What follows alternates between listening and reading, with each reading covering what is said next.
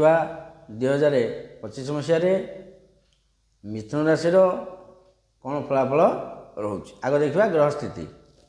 मिथुन राशि द्वादश बृहस्पति, द्वितीय मंगल, चतुर्थ केतु, षष्ठ बुध, सप्तम रवि, अष्टम चंद्र, नवम शनि शुक्र, दशम राहु।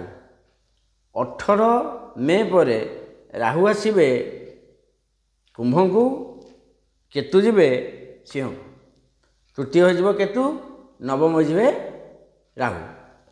बृहस्पति आसवे बर्तमान को कौटी नाम आसवे निज मान निज राशि के आसवे माँ मिथुन को बृहस्पति आसवे। ये जो रहा फल गुड़िक ये प्राय सेम सेम फल रोचे। जेहेतु बृहस्पति टी आसवे दृष्टि रंचम को पिला स्थिति भल रप्तम रही वैवाहिक जीवन में जी असुविधा अच्छी कि छाड़पत्र हो कि किए छाड़पत्र करने चाहूँगी कि किए से बह चाहूँगी 15 मे पर 2025 15 मे रु 26 जून पर्यंत परिस्थिति भल नूतन व्यवसाय करेंगे, बह भी नूतन हो पारे कि जब स्त्री अड़ुआ रही नूतन सांगसाथी सृष्टि हे, विदेश यात्रा करेंगे।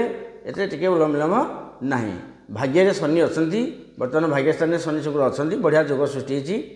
से जी कर्मस्थान को शनि कर्म गले द्वादश को देखिए टिके जी आय रही व्यय भी रमान स्थिति ए वर्षटी आपंकर चलुची। 2024 मध्यम फल होती।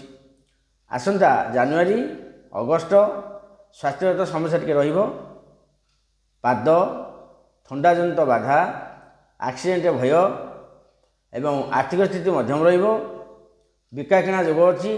जमी बिकापी चेष्टा कर 24 मसीह बिका होनी 25 बिका हम। जमी किणा को लक्ष्य अच्छी किणा हो पारनी हम 25 हम। आर्थिक जोग ठीक अच्छी। फेब्रुआरी रु अगस्ट भितर बहुत शुभफल आपण पाइबे। संतान जो मानकर होनी संतान प्राप्ति हम। संतान मैंने उच्च विद्या जोग करेंगे पंचम दृष्टि अच्छी। उच्च विद्या को से आउट ऑफ इंडिया जापरती। पिला आर्थिक स्थिति बहुत भल पिला माने कथा मानवे जहाँ पिला दुष्टामी थे से लाइन के आसवे टे गोटे पद प्रेसर नहीं। बर्तमान पितामाता पीड़ित जोग रही असुविधा नहीं रही। आर्थिक स्थिति भल भी रग को किसी असुविधा नहीं। बर्तमान रूप से 75% हिसाब से वर्ष जाक आपंकर घटव किंतु सांग साथी भल मंद स्त्री व्यवसाय नूतन करेंगे जहाँ करने को मन अच्छी कर चल किसी असुविधा नहीं। किंतु आमर जेहेतु केतु एने अच्छा चतुर्थ राहु रही बर्तमान को दशम तेणुक यहाँ कौन करा पड़ो ना पितामाता जो समस्या अच्छी पितामाता सहित पड़ूनी आपण घर बाहर कर दि जाए आपण को उचित जमी प्राप्ति हो पारुनी बहुत प्रकार समस्या घरे आसूची भाई सहित भल पड़ूनी कि धन हजि जाइए कि धन कौटी लगे देच से धन आसुनी ये सब 25 मसीह पास देखिए मत कहे देखिए परवर्ती राशि।